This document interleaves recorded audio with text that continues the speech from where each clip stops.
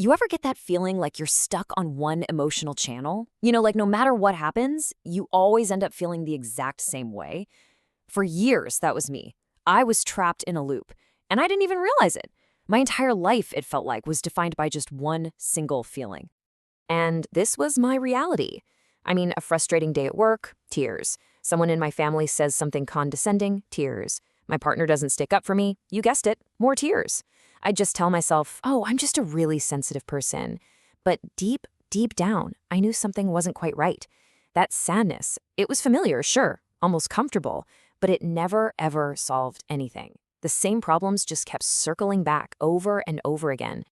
So I started to figure out that this pattern wasn't some kind of personal flaw. It was actually a survival skill I learned a long, long time ago.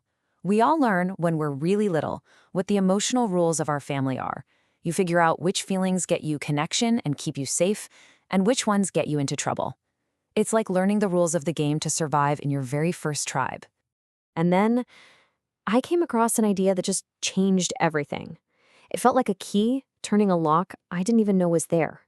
It completely reframed my entire emotional world. And it was this idea of a counterfeit emotion. It's called a racket feeling. And what it is an emotion that feels totally 100% real, but it's actually a stand-in. It's a substitute you learned as a kid because your real feeling, your authentic one, was basically forbidden in your house. It's a habit that's so deep you don't even know it's happening. Let's think about it like this. Every family has its own little emotional economy. In my family's economy, sadness was the accepted currency. It bought you things, sympathy, care, connection. But anger? Anger was worthless. It was forbidden, it was seen as messy and disruptive. So without even thinking about it, I learned how to make an exchange. I traded my authentic anger for the only currency that actually worked: sadness. And when you look at them side by side, the difference is it's huge. Authentic feelings, they change with the situation, and they actually lead to a resolution, right? If you're angry about something and you deal with it, the anger goes away. But racket feelings, they're totally different. They're always the same, they never quite fit the moment, and they never solve the problem. You just keep running in that same circle, completely stuck. Okay, so once I had this idea in my head, I basically became a detective of my own emotions. I started this little investigation into my sadness, looking for clues that maybe, just maybe, it wasn't the real thing. I was on a mission to unmask this imposter that had been running my life for so long. And these were the clues that just blew the whole case wide open. First, the feeling was always the same: sadness, every single time. Second, it never solved a thing. Third, when I really thought about it, feeling sad didn't make sense in a situation where I was being disrespected. Anger would have fit so much better. Fourth, my sadness just confirmed this old story I had about myself, that I was helpless, a victim. Fifth, it always got the same reaction from other people. They'd either try to rescue me or they'd get frustrated. And finally, number 6, the real kicker, it was the only feeling my family really permitted. And this was the lightning bolt moment for me. I realized I had learned this directly from my mom, who I absolutely adored. She never got angry. When she was upset, she just cried. And so the unspoken rule in our house was crystal clear: good women don't get angry, they get sad. I had learned my role perfectly. And just like that, it all clicked. My go-to emotion, this sadness that I thought was the very core of who I was, it was a fake. It was a counterfeit. It was a racket feeling. And for decades, its only job was to hide what I was really feeling underneath: my authentic and totally forbidden anger. Now, seeing the racket, that was one thing. But actually changing a pattern I'd had my whole life, that was a whole different ballgame. It wasn't about trying to get rid of sadness. It was about learning how to feel for real, how to finally access the feelings that had been buried for so long.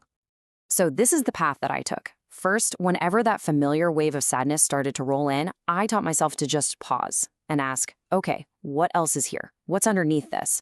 Second, I had to actively give myself permission to feel the forbidden thing.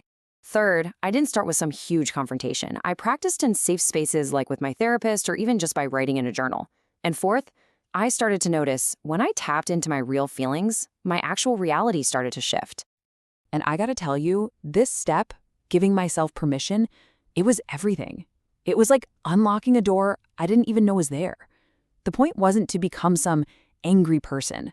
It was about finally listening to a totally valid emotion that was trying to tell me something incredibly important, that a boundary had been crossed. And then it actually happened. After weeks of practicing this, a family member made a critical comment. You know, the kind that would normally send me right into a spiral of tears. But this time, I felt it, the anger. And instead of crying, I paused, I took a breath, and I just said, I'm not going to accept criticism about that. I need you to respect my choices. There was no yelling, no drama, just a calm, clear boundary. I didn't cry. And in that one moment, the entire dynamic just shifted. It was incredible. So, moving beyond that counterfeit feeling, it wasn't just about changing one little reaction. It was about stepping into a completely new way of living. It was about discovering this incredible freedom that comes when you're finally honest about how you feel. When you boil it all down, it comes to this. My sadness kept me stuck. It kept me feeling helpless, just running in circles for years and years. But my authentic anger, it created movement. It led to a boundary, to a change, to a real resolution. See, authentic feelings are just data. They help you navigate the world. Racket feelings just keep the old broken program running on a loop. So why does any of this matter? Well, because living inside a rocket is exhausting. It's like you're constantly performing one emotion while pushing another one down. It stops you from solving the real problems in your life, and it disconnects you from what you truly need and want. Breaking free isn't just some self-help trick. It's about reclaiming who you really are. So I'll leave you with this question. Just think about your own life for a second. What's your go-to emotion? The one that shows up again and again and again, no matter what's going on. Could it be a racket? And if it is, what real, powerful, authentic feeling might it be hiding?